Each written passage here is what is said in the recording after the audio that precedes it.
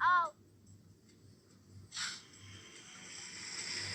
ይኸው በቃ ነይ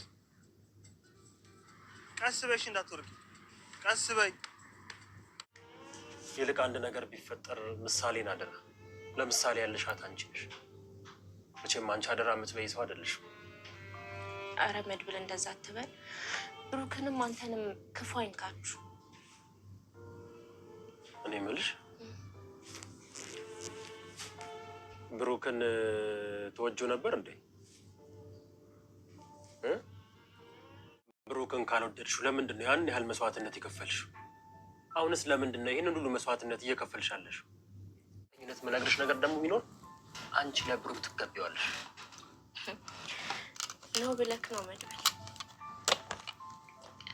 ግን አይዞሽ ቅድስት ንገሪኝ እኔ እንደሆነ ብዙ የህይወት ሚስጥር የገባኝ ሰው ነኝ ንገሪኝ እንደሚወደኝ ይሰማኝ ነበር እንዴት ሊሰማሽ ቻለ በቃ ሳደርግለት ለነበሩት ነገሮች ለማመስገን ይከብደው ነበር ስሜቱንም መግለጽ ይከብደው ነበር በህይወት መኖር እንኳን ካወቀ ይሄ ለኔ በጣም ትልቅ ነገር ነው ስለዚህ አሁን መግባት ይኖርብናል ቃላችንን አንዘንጋ አምሯችሁ ይንቃ በጣም ከባድና አደገኛ ነገር ልንሰራ እንደሆነ ንገሩት ጸጉራችሁ እንደ ወታደር ሲቆም ድረስ ንቁ ይሁን ፍጥነት ወሳኝ ነው በትክክል ስለዚህ ተከተሉ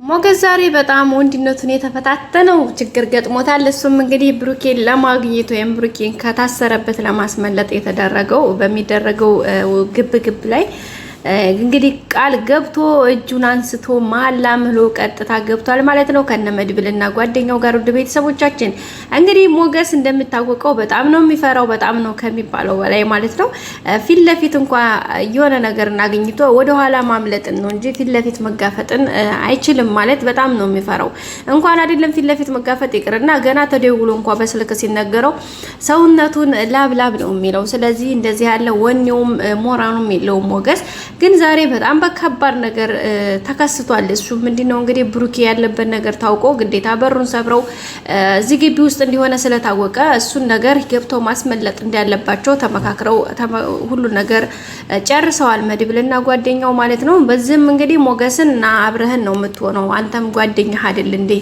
ወንድ ልጅ ለጓደኛው ለሚስቱና ለአገሩ ካልሞተ ለመቼ ይሆናል ስለዚህና አብረህን ነው ከጎናችን አትለይም ብለው ለዛውም እንግዲህ ጥብቅ ያለ ቃል መሐላ አስገብተውታል እጁን አንስቶ እጃቸው ላይ ጭኖ ቃል ገብቷል ማለት ነው ቤተሰቦቻችን እንግዲህ እሱም በቃ ጠንከር በል ጀገን በል አይዞ ሞገስ ለእንግዲህ ይሄ የመጨረሻ ዲላችን ነው የሚሆነው በዲል መጠናቀቅ አለበት እንዳትፈራ እያለው ነበር መድብል ማለት ነው እሱም እንግዲህ እሺ አልፈራም አይ እንወጣዋለን እንግዲህ የመጣው ነገር እንቀበላለን ብሎ ቃል ገብቷል እንግዲህ ቃሉን አፍርሶነት መሐላውን አፍርሶ ይሸሽ ይሆን ወይስ እንግዲህ ተኩሱን ሰምታችሁታል ኃይለኛ የተኩስ ልውውጥ አለ ነበር ማለት ነው እንግዲህ ሲገቡ ስለታዩ ከውስጥ ጠባቂዎች ስላሉ ኃይለኛ ተኩስና እንትን እየተደረገ ነበር በዛም እንግዲህ መካከል ነው እነሱ ገብተው እንትን የሚሉት የመድብል ጓደኛ እንዳለው እንግዲህ ምንም አይነት የህይወት መስዋዕትነት መክፈል እንደሌለባቸው ነው የተናገረው መድብል ደግሞ ምንም አይነት እንኳን ምናልባትም እንኳን የህይወት መስዋዕትነት የሚመጣ ከሆነ ሞቱን ለኔ ልቀቁልኝ እኔ ራሴ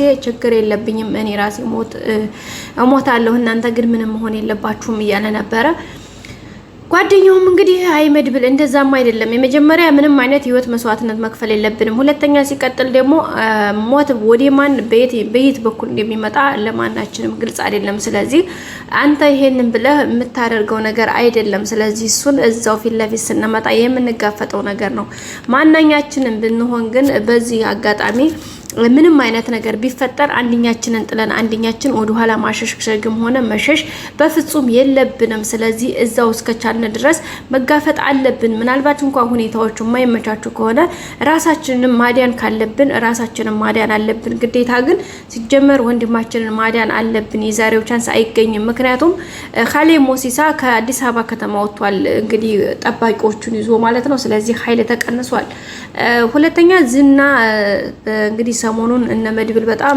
ያው ቀጥቀጣ እናንተ ስላደረሱበት እረፍት ለመውሰድ ብሎ ከቤቱ አይወጣም ማለት ነው። ቤተሰቦቻችን በዛ ምክንያት እንግዲህ ያሉት ግቢ ውስጥ ያሉት ሰዎች ወይም እንግዲህ ይሄን ነገር ያደረጉ ያሉት ሰዎች ይሄን ያክል ብዙ ፓወር ያላቸው አይደሉም። ስለዚህ ይሄን ቻንስ ደግሞ መቼም አናገኘውም ብለው ነው እንግዲህ በራሳቸው እንትን ያሉ ማለት ነው። እንግዲህ ምናልባት እንኳን ወንድማችን ያለበትን ካወቅ ነገሮችን እንትን ካለ በኋላ ደግሞ የህግ አካላትን ወይም ፖሊሶች ጋር ደውለን ነገሮችን ማስተካከል እንዳለብን ነው ብለው ያሰቡት ማለት ነው። እንግዲህ እንደሚሳካላቸው ተስፋ እናደርጋለን። ወንድማቸውን ብሩክንም እንግዲህ ያው ብዙ ትንሽ መስዋዕትነት ለእንትን ሊላቸው ይችላል። እንግዲህ እንደሚገኝ ተስፋ እናደርጋለን። ሌላው እንግዲህ ብሩኬ ያለበት ሁኔታ አይታችኋል። በጣም ከባድ አደጋ ውስጥ ነው ያለው። እየተደበደበ እየተሰቃየ ነው። እንግዲህ መድብልና ጓደኛው እንዳሉት በጣም ከባድ ቦታ ውስጥ ነው ያለበት እንግዲህ ሰዎቹ የሚደበድቡት ሰዎች ራሱ እየጠጡ እየሰከሩ ምናምን በቃ በስካር መንፈስ በብረት በተለያየ ነው እንግዲህ እየተመቱ እየተደበደቡ ያሉት። በጣም በቃ እንጃ ምን ልበላችሁ ቤተሰቦቻችን ውስጣቸው በቃ በጣም ነው ኃይለኛ ድብደባ ነው። እንግዲህ ብሩክንም እንዳያችሁት ያወድቆ ከራሱ ብቻ ላይ ነው እንጂ በጣም በቃ ማለት በጣም ነው የተጎዳው። የሆነ ተቦሰቋቁሏል ምናምን ደም ምናምን እግሩ እጁ ምናምን ደማምቷል።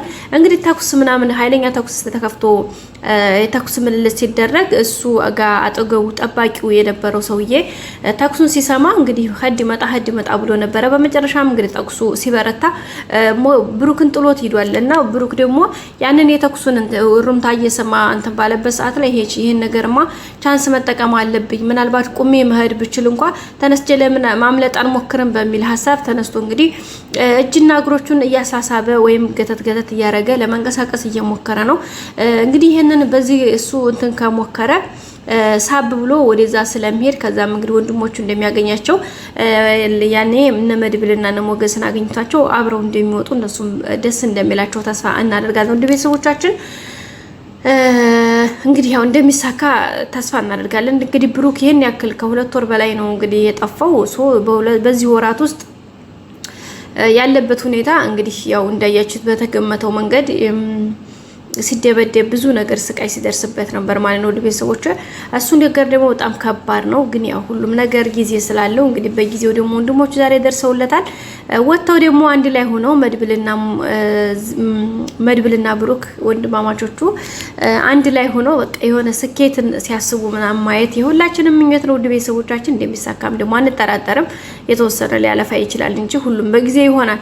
ሌላው ማህሌት እንግዲህ ኤፍራታን ለማስጣል የምትችለውን ነገር እያደረገች ነው። ምክንያቱም ኤፍራታ እንግዲህ ዝናን አሳልፋ ሰጥታለችና ኤፍራታን እንግዲህ እንገልሻለን እየተባለች ነው። ኤፍራታም እንግዲህ ሱባኤ ጸበል ቦታ ልሄድ እንዴ ከዚህ ወደዛ ልጥፋ እንደ እያለች ነው። እንግዲህ ማህሌትም አዎ ጥፊ አለበለዛ ግን ከደሙ ንጹህ ነኝ አሁን ነግሬሻለሁኝ፣ ነፍስ ይማር ብዬ አሁን ጨርሻለሁኝ። ዝና ካገኘሽ እንደሚገልሽ አትጠራጠሪ። ስለዚህ ብትጂ ከዚህ ከከተማ ውጪ ከዚህ እንግዲህ ሂጂ እያለቻት ነው። እንግዲህ አጠገቧ አስቀምጣ እንግዲህ አጠገቤ የለችም እያለች ሁሉ ራሷን እንትን እያለችላት ነው።